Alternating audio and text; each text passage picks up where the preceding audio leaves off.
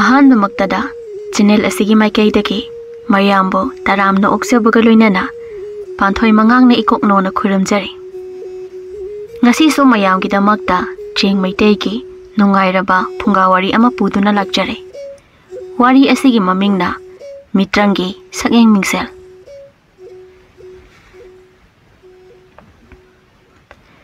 ꯊꯥꯏꯅ ꯃꯇꯝ ꯑꯃꯒꯤ ꯋꯥꯔꯤꯅꯤ꯫ ꯂꯩꯕꯥꯛ ꯑꯃꯒꯤ ꯈꯨꯡꯒꯪ ꯑꯃꯗ ꯏꯕꯣꯁꯅꯥ ꯀꯧꯕ ꯏꯆꯝ ꯆꯝꯖꯕ ꯏꯄꯪ ꯄꯪꯖꯕ ꯅꯍꯥ ꯄꯥꯈꯪ ꯑꯃ ꯂꯩꯔꯝꯃꯤ꯫ ꯏꯕꯣꯁꯅꯥꯒꯤ ꯃꯆꯤꯜ ꯃꯅꯥꯎ 8ꯀꯤ ꯃꯅꯨꯡꯗ ꯏꯕꯣꯁꯅꯥꯅ ꯏꯇꯣꯟ ꯇꯣꯟꯕꯅꯤ꯫ ꯃꯥꯒꯤ ꯃꯊꯛꯇ ꯃꯆꯦ 3, ꯃꯌꯥꯝꯕ 3ꯅꯤ꯫ ꯃꯆꯦ 3 ꯃꯌꯨꯝ ꯄꯥꯟꯈ꯭ꯔꯦ꯫ ꯃꯌꯥꯝꯕ 3ꯁꯨ ꯅꯨꯄꯤ ꯂꯣꯏꯅ ꯊꯤꯗꯨꯅ ꯇꯣꯉꯥꯟ ꯇꯣꯉꯥꯟ ꯆꯥꯅꯈ꯭ꯔꯦ꯫ ꯍꯧꯖꯤꯛ ꯏꯕꯣꯁꯅꯥꯒ ꯅꯥꯗꯨꯅ ꯂꯩꯔꯤꯕꯤ ꯃꯃꯥ ꯑꯁꯣꯟꯕꯤꯒ ꯃꯄꯥꯅ ꯊꯝꯕꯤꯔꯝꯕ ꯌꯨꯝ ꯑꯔꯤꯕ ꯅꯣꯡ ꯌꯨꯕ ꯐꯛꯂꯥꯡ ꯁꯦꯒꯥꯏꯕꯗꯨꯗ ꯂꯩꯔꯤ꯫ ꯏꯕꯣꯁꯅꯥꯅ, "ꯏꯃꯥ, ꯑꯩ ꯑꯃꯥꯏꯕ ꯃꯥꯃ ꯆꯥꯎꯕꯗꯩ ꯍꯤꯗꯥꯛ ꯂꯧꯔꯨꯒꯦ꯫ ꯃꯥꯃ ꯆꯥꯎꯕꯅ ꯍꯤꯗꯥꯛ ꯂꯣꯏꯔꯕꯗꯤ ꯂꯧꯕ ꯑꯗꯨꯝ ꯂꯥꯛꯑꯣ ꯍꯥꯏꯔꯝꯕꯅꯦ."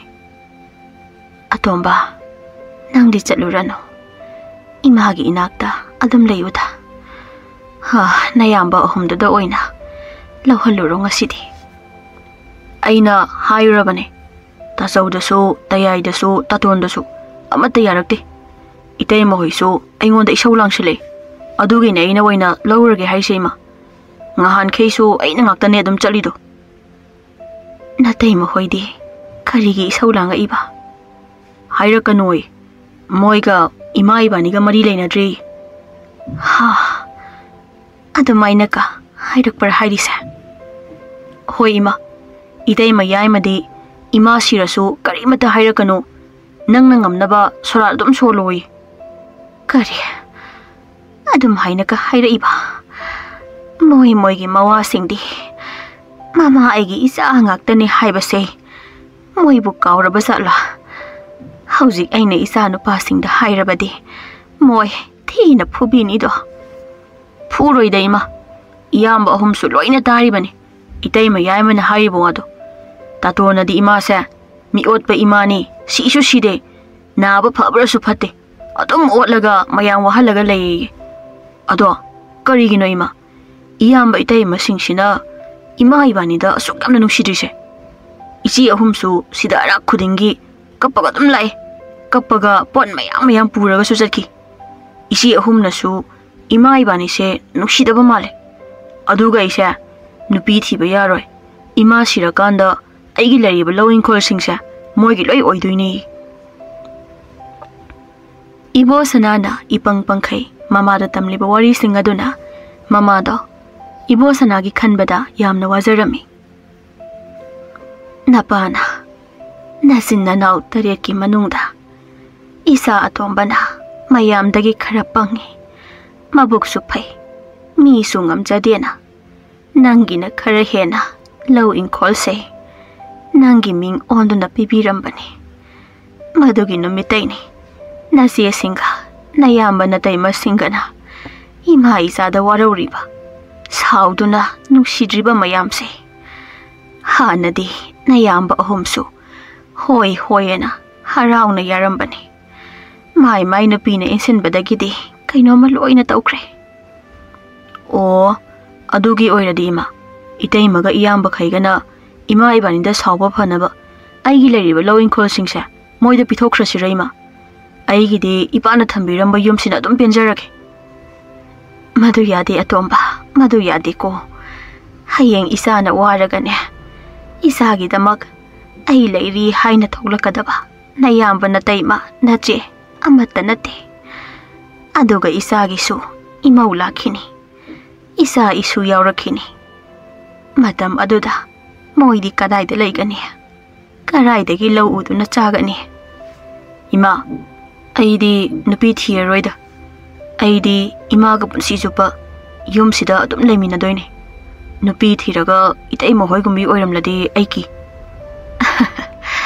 "ꯏꯆꯥꯕꯨ ꯅꯨꯄꯤ ꯐꯠꯇꯕꯁꯤ ꯀꯤꯕ꯭ꯔꯅꯦ? ꯑꯗꯣ ꯏꯃꯥꯒꯤ ꯑꯇꯣꯝꯕ, ꯅꯨꯄꯤ ꯈꯨꯗꯤꯡꯃꯛ ꯂꯣꯏꯅ ꯐꯠꯇꯕꯗꯤ ꯅꯠꯇꯦꯅꯦ. ꯑꯐꯕꯤ ꯅꯨꯄꯤ ꯃꯌꯥꯝ ꯑꯃꯁꯨ ꯂꯩꯔꯤꯕꯅꯤꯅꯦ. ꯑꯗꯨꯅꯅꯦ ꯑꯐꯕꯤ ꯅꯨꯄꯤ ꯃꯌꯥꯝꯗꯨꯗꯒꯤ ꯏꯆꯥ ꯑꯇꯣꯝꯕꯒꯤ ꯃꯕꯨꯛ ꯃꯄꯥꯎ ꯐꯕꯤ, ꯄꯨꯛꯆꯦꯜ ꯇꯞꯄꯤ, Sauragana mina henjinba yadabi mathawna leibi ama thiraga loiredana adoima mama chawbagi machanupi ama leibado mana ise yamna nungshi yamna pami imana ba faraga lohonglasi kaina hai maido asengbo oirjaloima anthokna kireda atomba nang madugi napi masaduga loina tinaga ima madugi napi masado ay yamna hinade yamna khatliko ahoima ay sumana haiba wa amta yadeda adoima ma ubase mihuldi kanna amu ti chongi ha imagi atomba madu yade isagi mihuldo chonghan ganu madu yade ko mamana ibosana bu themduna wari sanai ngai hak le raga ibosana mamagi hidak loba amaiba chawbugi mayumda chatkirami ibosana ne chatkibaka mausing aduna mamagi manakta changaklaga khatnaba hauduna kina badhapsu tawbirami maduna mamado hena akiba anaba ama oiraknabagi lambi shu oirami somdana ibosana na hidak loba chatliba amaiba chawbugi masanupi lembi kaubi masak matau yamna phajabi amale lembi na matam pumbada ibosana si pangi haina nungshiba saduna hehek laknabiba sanabiba tawbirami ngasi su ibosana na hidak loba lakpada lembi na ibosana da nungshiba saduna amuk laknaba sanabiba tawbirami sumaina sum tawbasina isam jamjaba ibosana na lembi bu sum nungsiraktuna yamna nungshikirami aduna ibosana na nungtigi hidak loba amaiba chawbugi yumda laklami nongmadi amaiba chawbana khanglaktuna ibosana bu khupakna thaduna phuraklami maduda lembidi landaba saduna leirami amaiba chawbana khangrana mi ushitaba saradana aina di icham chami ipang pangjai mayamba masesingna su thina tawbibaduda nungai tadana mamagi anaba si phanaba haidana hidak sembidana layeng biraga aduga madi hidak lobagi namada aigi masak matau phajakhrabi icham chamjabi isa lembi si lumba laklibo oredana sakro salune amukhana aigi yumda hidak lobo lakpo yaroi khanguna mama lembina ma nukshiradi aibu nungti igi lao hairine adugi aina ma nukshibagi nungti igi laine laktradi mana aiga kaina nesho hai kori haba nang haujikidu aigi isa mamai sonjakhrabi sina nangonda adumaina hai haiba masi panglasu mi yamna ngamin he mase asengmane mama maga aiga yam nungshinaye mana aibu udrabadi chak chade tumbasu yade haini aisu ma udrabadi chak chaba yade tumba yade aduga aigi ima naba hek phabaga ibani lohongla senasu lembina haye adugi neina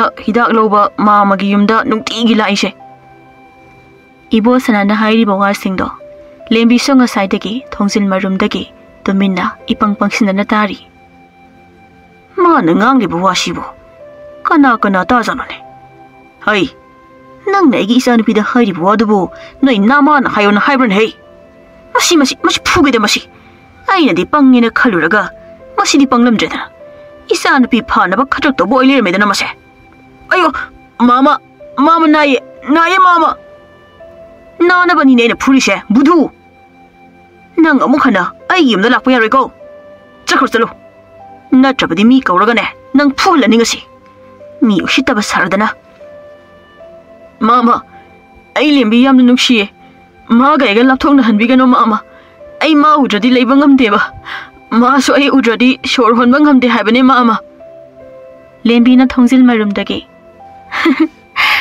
ibosana sidi aingonda phajana lukhay nusiredana aina hek pambada thokle aduna hausikti amuk aina manuside se khanghalake natrabadi ipana ise soidana phubadare masi ikai biyamna khangdine natraga mana haibasi chumlibrane chumlamba thoklabadi aidi laikai asida onthongni kar khanida he ngai khonang ngasai tage na tabani nana ngasai aigi ipada oida padaba mayam ama nganglibado karigino haiba aina laikai gi ibungni mama naraga sidawre nungai tena yumdaga changhanbasida karino nana khalamise nang namaiduda khupaksina thage paba mana ngangliba wasingse ai amata khangdego nasaba thajabiyo paba masiki pangsinaba saba ikai khangdaba se ai di hamna ki ma tan thokro paba ma na ise sagi hamna phajaba sida kalaktana panghaita ga haijali kokkono ijanbi ipane phuraga tanki nang imungda sangkhro lembe nang na ngasi aingonda uliba sakfam du kari sakfam no maduro nang na ainungsi ai yaudana hingba ngam loina he haibado masi da phuge aina karam kanda adamaina hai ha nang namai da tinbu sisin ge da nang khangbra nang namai da tinna punglu pe da nang ipa gi bema ipa phuge nang da phugano yumlo na bana uraga ne isa oina fataba malaga ne ipa phuge nang imungda sangkhro chalo amaiba chawbaga masana pi lembi gana ibosana bu phuduna tanthori ibosana mathamoi kaiduna kap kaptuna yumda halaklami aduga mamada paw pumba tamduna amuka kaplami namisidagi ibosana lembigi wakhanda chaw thau yadana machi masida ungduna leirami masida amu laikai pumba paw sitana raktuna mayambaga matai masingana sagai gi mai chofali nupida chopa kaina ibosana da thina ngangba chaiba amuk tobirami tha kharagi matungdadi ibosana lembi minamba nukshibadugi wakhanda masamana ipha makoi marang isang mayang ikang duna leirami magi matungduda mama su yamna waba haibadu oirami nongmadi madugi khudong chaba lauraga mayamba matai masingduna ibosana da matai ma ahanna nangda sikrone he nangna hinglaga karibu kana daurige nangna nupida cholbudana aikhoise lekai thokpa ngamdrene he mayamba ahanna nangni imasi wakhalina na handana namdana hatawrabane khangaba nang yamna phataba imagi macani ne mayamba atombana aina atomba macha oiramnabadi imasa asumaina wanadi thamlamoi he ibwasanadi choron farol machinda khumlei adu oiradi imase noi ahumna nungaina thambiba yadabro imagi macha sibu ai khaktaro noina nungaina noigi nupi singduga leiraga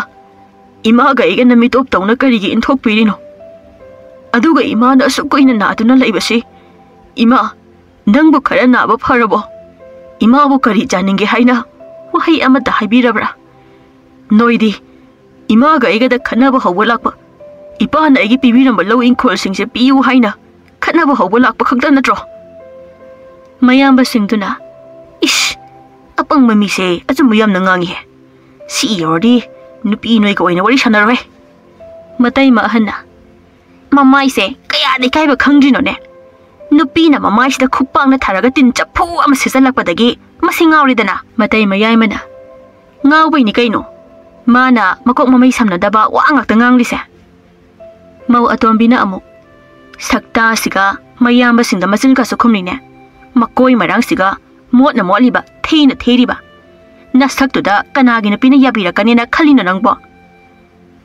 sagol labagi mai man beitema noibu thabak amata leitabro aigi inakta laaga khanaba adum hobiriba dubo chakro noi kana mata aigi inakta changlagano chakro chalo noi nayung amta leijadro matai ma hanna yaima nangondaro sagol laba male hairei dubo nate aikhoi mau atombidani mau atombiduna amo is aingonda natiye noi anidane mayamba hangi masanupina noi ahumdane khuratona sagolaba male haise mayamba ahumduna noi ahumdane atombana sagolaba male haido matai ma ahumduna ha aikhoi ahumdane haiba aduga noi ahumna noklaga leiribani ne lao phuru lao nanauni pa angau basina aikhoida sagolaba male hairaga noina noklaga leidubu karigino ha mayamba ahumduna he tomba nangna natai ma ahumda sagolaba malen hekta haibi yabro aikhoi phawba sukui basi haiba ngamdadana leiri kansida masi phuge masi mamana lau natik leiba kanano aigi isa atombada phudori base lawo natik leradi lawo mayamba ahanna Ima tahaudro. Atombana matai mahumda hauji hairibo wado. Noina haiba ngamdaba wadune. Nanaw atombana hairise. Matai mahumduna. Imagi wasidi henmandro. Aikhoibu kaida sagol haba malino. Ima se aikhoina hanne sum tumina leibasida sum henjila adi ima oirasune nasamdo phoidat kani ko. Ibo sanana. Aigi imabu masam phoigani haiba. Aduga taso tayai kadon. Noina tumina targa leiriba ko. Ima moi ahumse ima na hek pokpana sani ko. Taso tayai taton. Noi hojik phawba phanek setribo. Selo. Itay ma ahumgi phanek singse noi ahum selo. Aduga jagoi shawo. Itay ma ahum na penaba. Ibo sanagi wado tabada mayamba ahum duna ikai boy sauning boy. Sensin duna ibo sanada purami. Mama na kam tokpa changlubada matai ma ahum duna mama do masam phoi duna chingthoklami.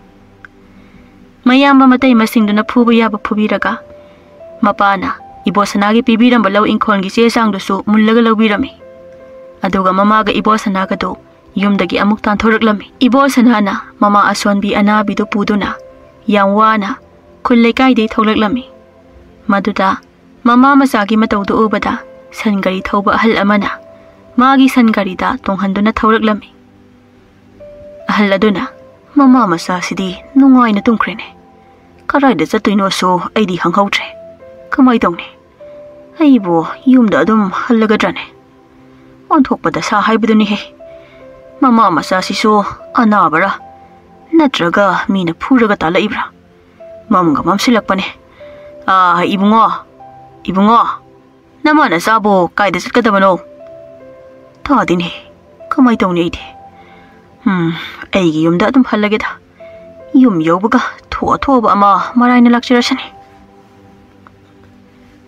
Ahal aduna yum yoramdaida ibo sanami kap tholei. Aduga ingaw duna sangaidagi phanlauna kumthaduna mamsilakpaduda ibo sana maikai khangdana chakhi. Sangari thangba ahal dusu khanghaudre. Mama dusu tumduna leibana karimata khanghaudre. Ahal duna yum yawbaga mama dusu mikap tholei. Aduga masa atombabu kauduna kablei. Mama gi matawaduda ahal adugi imung manungsingna senaduna thamlami. Aduga ahal duga masa nupagana ibo sana bu thiba amuk tholaklami. Adubo namidang oikhibana hankibana ibo sana thiba phangkhidre. Ibo sana su amambaduda pangchata chatkibana laina chenba haibdu oirami. Asumna ahingsi mahaukre. Nongalakpada ibo sana labuk lamhang amada longna taduna wakhal mangduna leirami. Aduga mikap tholakpada koraidano aina leirami sina. Aigi imadi. Ima kaino maikei khudingda lamhangakta uriba. Aduga aigi imana karaida chakraba. Ima.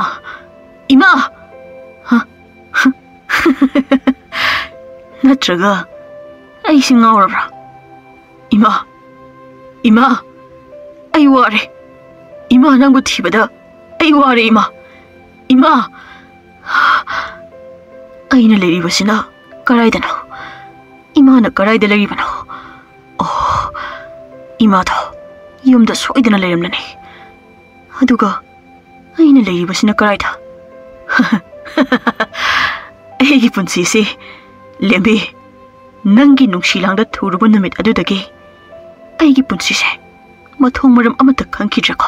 Aduga taso tayai taton ai yumda soidana halakhini ko. Yumada aigi pavana sabiramba macha atomba aigi imaga leinanaba yumne. Aina nganglibasi chirol oirajala. Ibo sanana amuk kap amuk nok angawba amagumna sumlakpada turel ama thengnirami.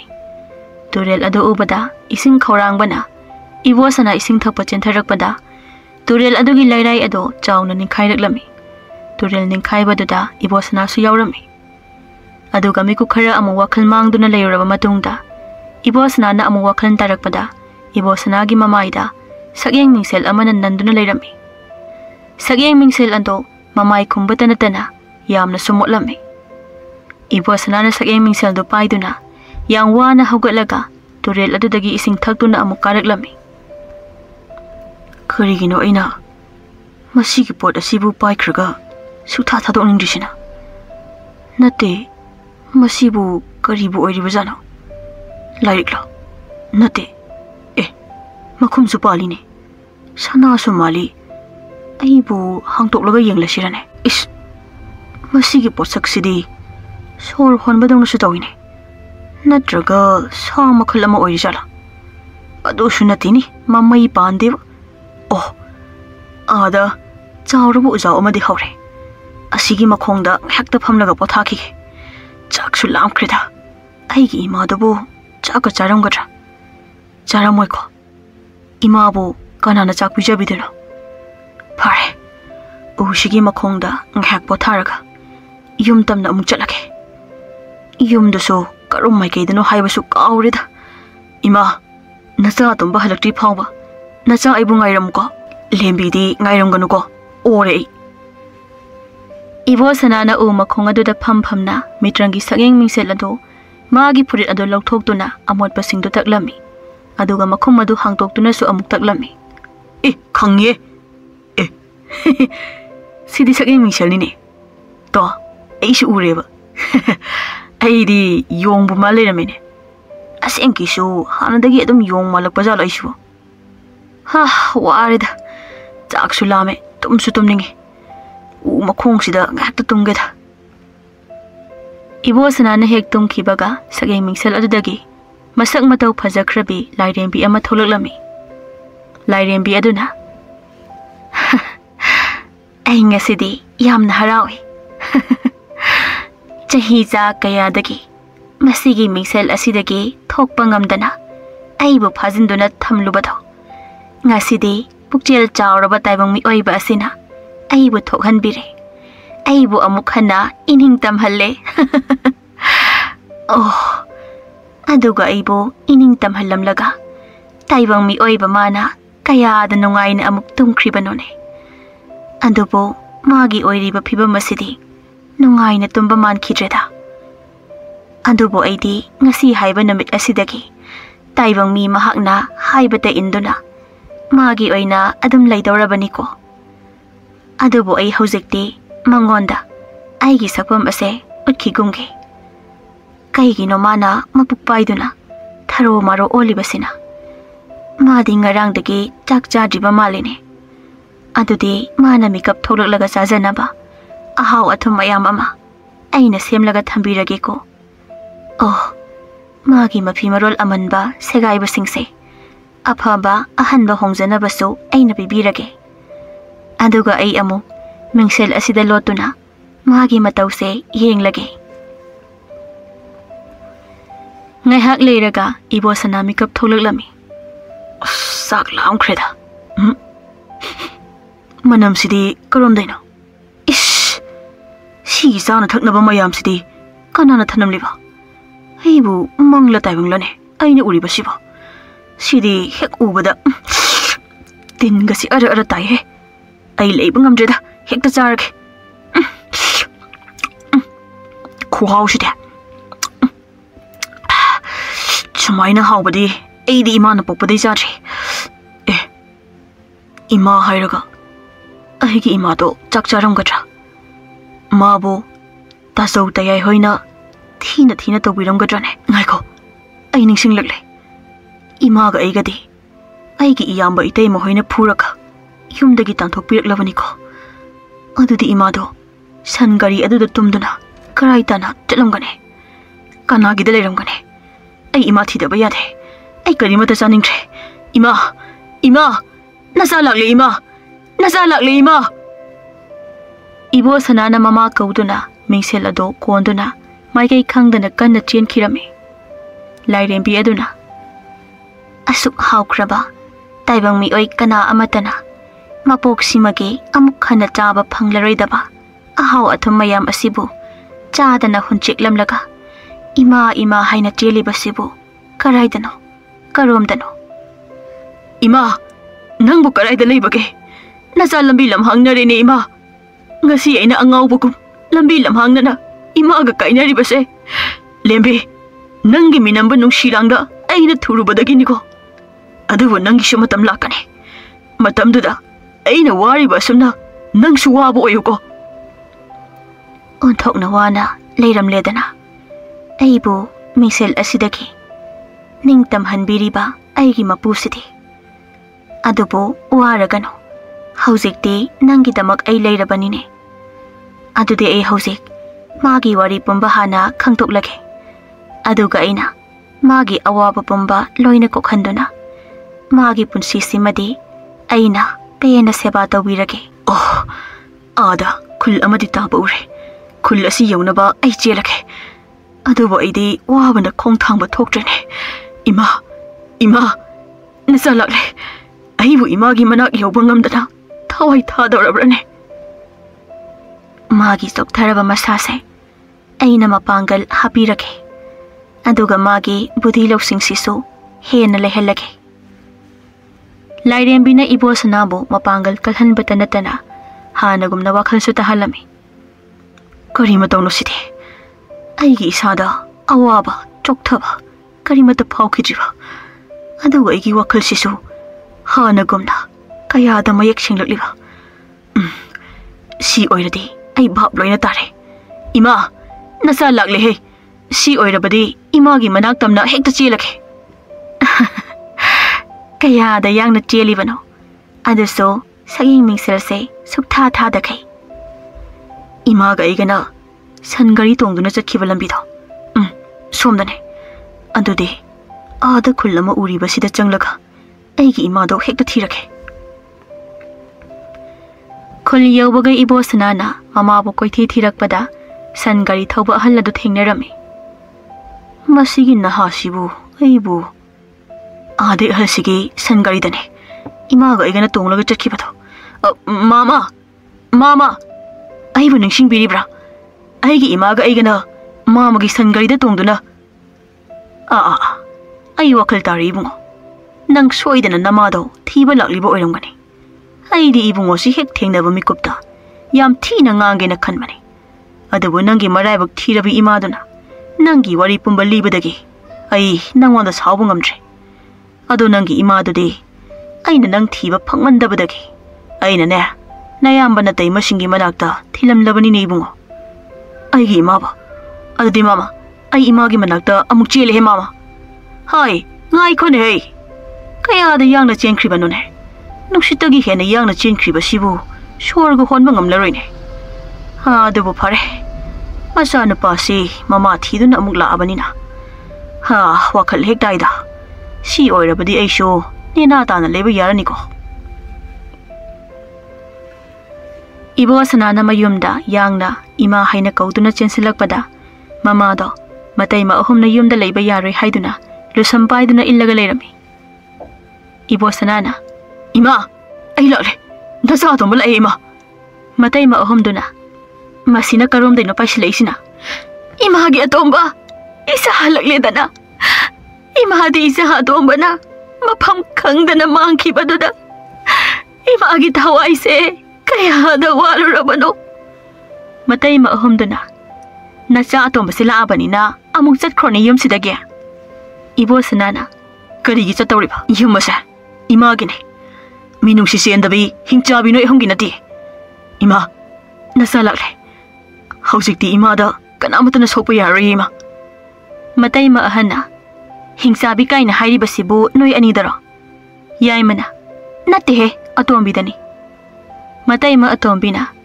ꯑꯩꯈꯣꯏ ꯑꯍꯨꯝꯗꯅꯤ ꯍꯥꯏꯔꯤꯁꯦ ꯑꯩꯉꯣꯟꯗ ꯅꯠꯇꯤꯌꯦ ꯃꯇꯩꯃ ꯑꯍꯟꯅ ꯑꯗꯨ ꯑꯣꯏꯔꯗꯤ ꯑꯣ ꯇꯥꯕ꯭ꯔꯣ ꯃꯃꯥ ꯃꯆꯥꯁꯦ ꯑꯃꯨꯛꯇ ꯌꯨꯝꯁꯤꯗꯒꯤ ꯇꯥꯟꯊꯣꯛꯂꯣ ꯂꯥꯛꯑꯣ ꯃꯌꯥꯝꯕ ꯑꯍꯟꯅ ꯉꯥꯏꯍꯥꯛꯇ ꯇꯨꯝꯕꯁꯤꯗꯅꯦ ꯂꯥꯡꯈ꯭ꯔꯦꯗ ꯃꯇꯩꯃ ꯑꯅꯤꯗꯨꯁꯨ ꯑꯣ ꯇꯥꯕ꯭ꯔꯣ ꯃꯄꯥꯟꯗ ꯑꯃꯨꯛꯇ ꯊꯣꯛꯄꯤꯔꯛꯑꯣ ꯑꯉꯥꯎꯕ ꯃꯃꯥ ꯃꯆꯥꯁꯦ ꯌꯨꯝ ꯃꯨꯟꯕ ꯑꯃꯨꯛ ꯂꯥꯛꯑꯦ ꯍꯥꯏꯕ ꯃꯌꯥꯝꯕ ꯑꯅꯤꯗꯨꯁꯨ ꯀꯔꯤ ꯍꯥꯏꯕ ꯀꯅꯥꯅ ꯑꯩꯈꯣꯏꯒꯤ ꯌꯨꯝ ꯃꯨꯟꯗꯧꯔꯤꯕ ꯃꯤ ꯌꯣꯜꯂꯝꯗꯥꯏꯁꯤꯗ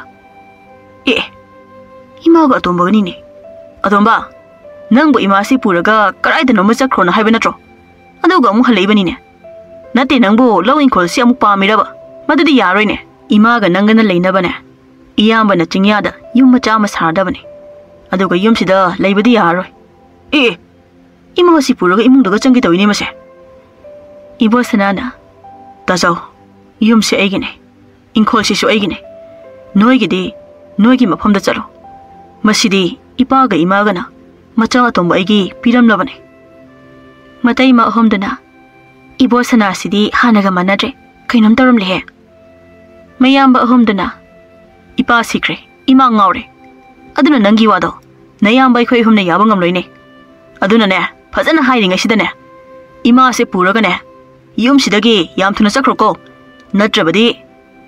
natrabadi kari phuge haibro se phuro lao haki su halo taso lairem bi aduna nang sibadi yaro he nang de aigi oirabane aduna nayamba natai masingse haujikte nang na warakadabani ko lairem bi aduna ibosanagi mingam taba atapa afaba pukjaldo ngasidi asauba afingba amuk ohelami matai ma ahumduna nayamba hoina phudrabasune ekhoi de hoina phuge he ima usa ima ijazat krage ato modu phubi ganuo asauba ei haima tomba nanauni base phuganu hayuni noy ahumbo mayamba ahumduna ima ngasai na haidro si thoktanaba adobo ibo sanana oina mataima ahumda masamdo pulap khudang de yesilaga uru leiraga dam launa phuthari madu ubada mayamba ahumdo maya karaga lekre mataima ahumduna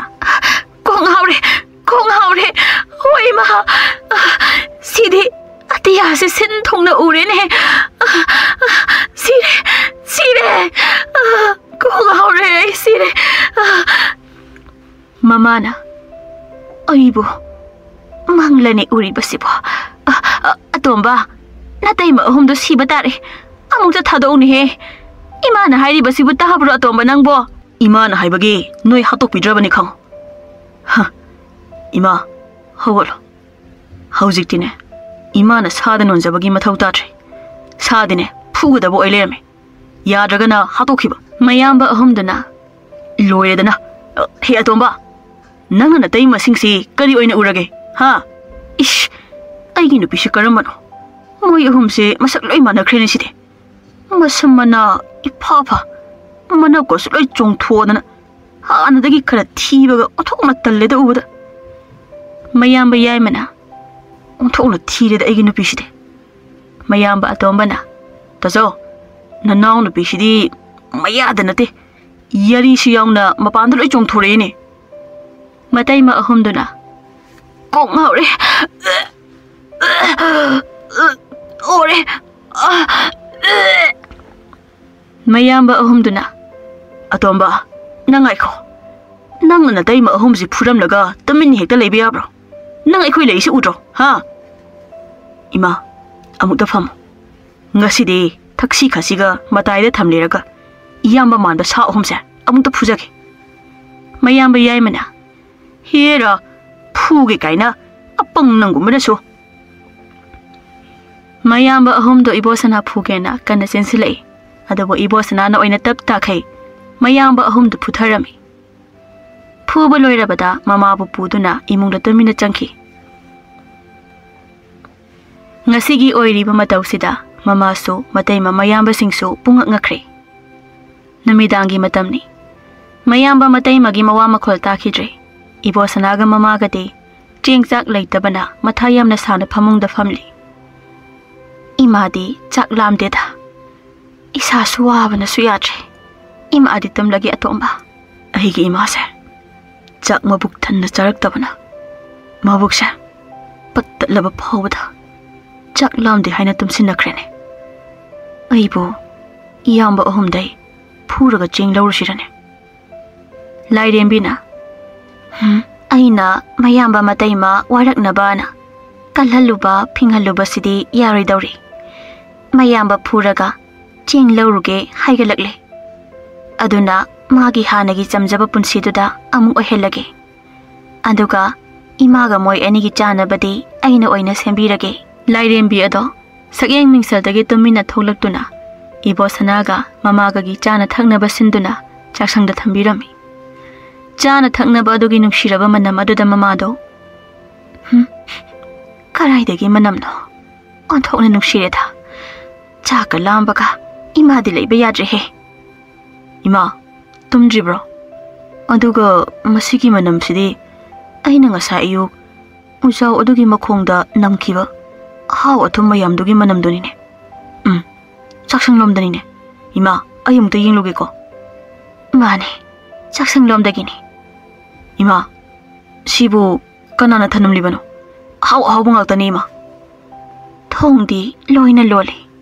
Kanana thanamdoinone. Is, yamkreda sidi. Ima di chak lambana yadre. Charasi atomba. Aduga chaba loiraga khanarasi. Hoi ima, aishu charage. Asuk yamna lamlaba sibu. Charo. Hawa maniko. Ima dine sumaina hawbadi. Ima na pokpadagi chajarakdri ko. Adu atomba. Masibu nayamba natay mahoynaga thanamliba jalane. Natima, moina di oiroi. Mase, ngasay su aingonda thokrabani. Ado ima, aina turelda ising thopa kumthabada. Angakpa, yamna su phajaba sakeng misel ama khule. Sakeng misel ado hek ubada. Matik mayayle. Hek ubaga isada kaino maso dam phawale. Ima yengera ai puthorake. Ha. Isa na ngasay ama kolaga adum laibadurane. Hoine. Ima sumado karino haina hange haina khalamlibanine. Kadai ima yenge puthoro. Sageng mingselga yengkhidaba kuireda. Ado atomba nang hayengdine nasamna koigado khara kakthatana. Irugado luja thoktana tawko. Hoi ima, ngahan khaidina chase. Ason bawa khalamada angawbugum layure. Aduna na chaise khumot chadrabane. Ado ima su naba khara phaba male. Ima bu naba pharabo. Khangde pharaba jala. Isa halakpagi haraubaga. Isa na ngasai tawba angakpu sakphamdugana. Ima naba phabaga chap hek manakre. Ima, aisu ngasi engonda tholiba thodoksinse kamaina no haiba khangde. Masi pumba sageng mingsel se hek phanglubadaini ima. Adudi sageng mingsel se achamba sageng mingsel oiramoiko. Lairembi aduna achamba ne. Sageng mingsel ase achamba sageng mingsel nati. Sageng mingsel asida matik mayai lairabi lairembi ay yauribani.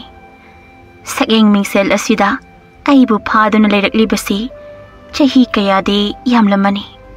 Chahi saungadi helamlagadra. Helamlagani. Ha, kuire ko yamna. Namit ado ay haujiksu kaudri. Aina matik mayay layraba laining banupa aduda.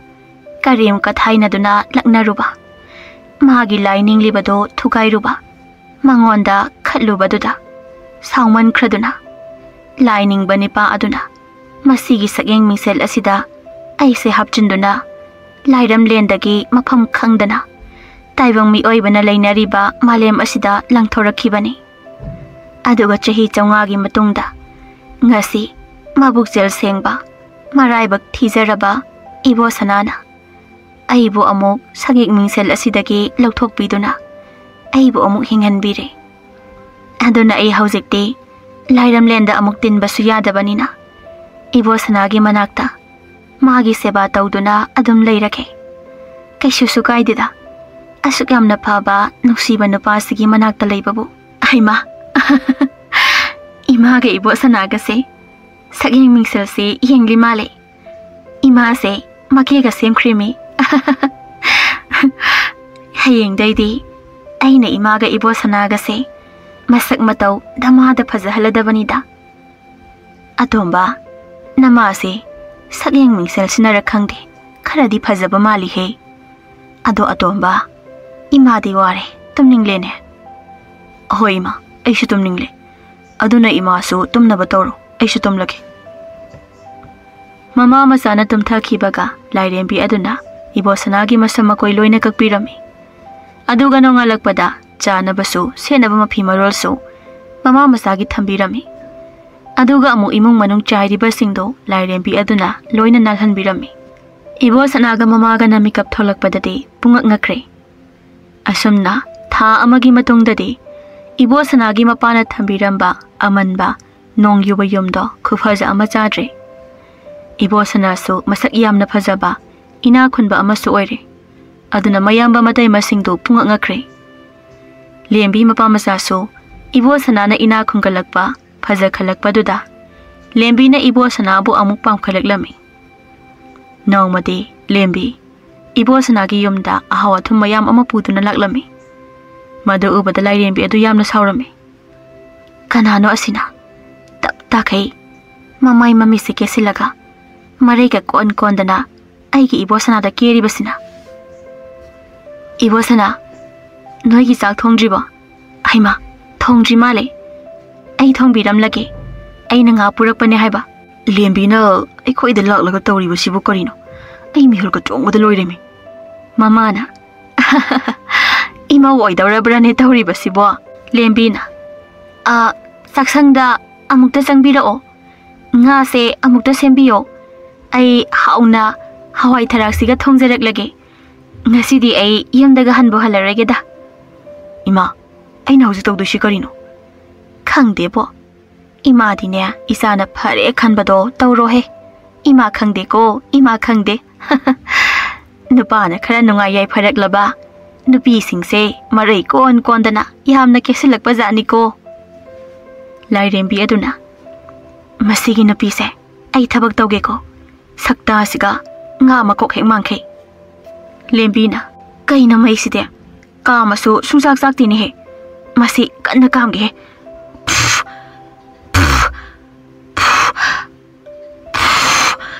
oi ma samai na chae lairembi aduna khangbra narai ka konsinadana is ima lembi gi masam se mai na chae masi ising haijinge ko lembina loi chole ai koksidi sama mata yaudre na kamai tau dei basidi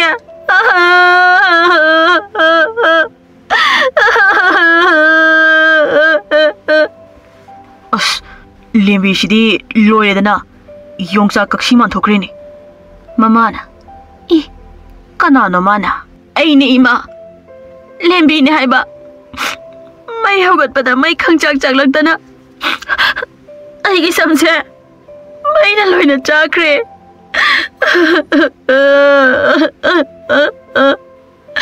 ai loye dana paba ai loire ai yamda chalage ai ma sen kren helen bi sa asina bu phare dai ma mana igi mai da tin chit ki bagi ma haini mana ngasi yongsa kakshi malaga chengkri se lairembi aduna hangzikti ibo sana se aigine kana matagi oiba yaroi kana no mapanda nupi ahum lakli basina mamana atomba nasi ahum lakpa maline asina kari amu hairak toino ima harauna lakpa oiramoi khana ba hobola yoramni machi ahanna imaga atomba gadi mayambaga matai masingsi phuraga yamsidagi tantholaga yam nungaina leiriba oiredana machi yaimana ima ningol ekhoi hongi lam saruk lobula ibani pabana ekhoi ningol hongi piramdana sikhibada haujik lobula ibani masi atombina iyung ka sikaino khopaza masaram jimi aidi aigi nupaga isaga puraklaga sida leirani machi ahumduna mamaga ibosanaga da tawribado lairembi aduna yamna saurami aduna ngasidi mama do oina mapangali yamna kalhanduna yamna phingba amo helami aduna mama na masanupi ahumdo thongak jaina dam launa phuthare masanupi ahumduna hoima kaino ima ayo ima sire haibane ayo sire se ningon gilamni namana piri se lawo se ibo sanana imana tawriba se aingonda tawkhibaduni ne masanupi ahumduna pahamdre amata pahamdre ima na ye ima nangaure ima ayo tasau tayai inama ikoi amda kanbiyo ikoi sidaure amda kanbiyo manama singduna aikoi desu adumak thokrabane aduna aikoi ne kanba ngamjaroi hanagi saifam phawbo koktrikan sida ꯃꯌꯥꯝꯕ ꯑꯍꯨꯝꯗꯨꯅ ꯑꯩꯈꯣꯏ ꯏꯃꯥꯒ ꯑꯇꯣꯝꯕꯒꯁꯦ ꯍꯥꯟꯅꯒ ꯁꯨꯡꯃꯥꯟ ꯃꯥꯟꯅꯗ꯭ꯔꯦ ꯑꯗꯨꯅ ꯌꯥꯝ ꯀꯤꯔꯦꯍꯦ ꯅꯤꯡꯉꯣꯜ ꯑꯍꯨꯝꯗꯣ ꯃꯃꯥꯅ ꯇꯞ ꯇꯥꯒꯩ ꯐꯨꯔꯒ ꯇꯥꯟꯈꯤꯕꯗꯣ ꯂꯩꯀꯥꯏꯒꯤ ꯃꯤꯁꯤꯡꯅꯁꯨ ꯌꯥꯝ ꯍꯔꯥꯎꯔꯝꯃꯤ ꯑꯁꯨꯝꯅ ꯅꯤꯡꯉꯣꯜ ꯑꯍꯨꯝꯗꯨꯁꯨ ꯃꯃꯥꯒꯤ ꯃꯅꯥꯛꯇ ꯂꯝ ꯄꯤꯌꯣꯅ ꯑꯃꯨꯛ ꯍꯟꯅ ꯂꯥꯛꯈꯤꯗ꯭ꯔꯦ ꯆꯌꯣꯜ ꯈꯔꯒꯤ ꯃꯇꯨꯡ ꯅꯣꯡꯃꯗꯤ ꯃꯃꯥ ꯃꯆꯥꯗꯣ ꯑꯍꯤꯡ ꯇꯨꯝꯊꯈꯤ ꯐꯩꯖꯨꯞ ꯃꯅꯨꯡꯗꯒꯤ ꯇꯨꯃꯤꯟꯅ ꯌꯦꯡꯗꯨꯅ ꯂꯩꯔꯝꯃꯤ ꯑꯗꯨꯒ ꯁꯛꯌꯦꯡ ꯃꯤꯡꯁꯦꯜ ꯑꯗꯨꯗꯒꯤ ꯂꯥꯏꯔꯦꯝꯕꯤꯅ ꯊꯣꯛꯂꯛꯇꯨꯅ ꯌꯨꯝꯒꯤ ꯊꯕꯛ ꯇꯧꯕ ꯆꯥꯛ ꯍꯤꯟꯖꯥꯡ ꯊꯣꯡ ꯊꯥꯛꯄꯁꯨ ꯎꯔꯝꯃꯤ ꯂꯥꯏꯔꯦꯝꯕꯤ ꯑꯗꯨꯅ ꯂꯣꯏꯅ ꯂꯣꯏꯁꯤꯜꯂꯕ ꯃꯇꯨꯡ ꯏꯕꯣꯁꯅꯥꯒꯤ ꯃꯅꯥꯛꯇ ꯆꯪꯂꯛꯇꯨꯅ ꯏꯕꯣꯁꯅꯥꯕꯨ ꯌꯦꯡꯖꯒꯦ ꯇꯧꯕꯗ ꯃꯃꯥꯗꯨꯅ ꯃꯅꯤꯡꯗꯒꯤ ꯆꯣꯡꯁꯤꯜꯂꯛꯇꯨꯅ ꯐꯅꯦꯛꯅ ꯀꯣꯟꯗꯨꯅ ꯂꯥꯏꯔꯦꯝꯕꯤ ꯑꯗꯨꯕꯨ ꯐꯥꯔꯝꯃꯤ ꯂꯥꯏꯔꯦꯝꯕꯤ ꯑꯗꯨ ꯄꯥꯝꯕꯩ ꯂꯩꯇꯕꯅ ꯉꯁꯤꯗꯤ ꯑꯁꯦꯡꯕ ꯋꯥꯔꯤ ꯄꯨꯝꯕ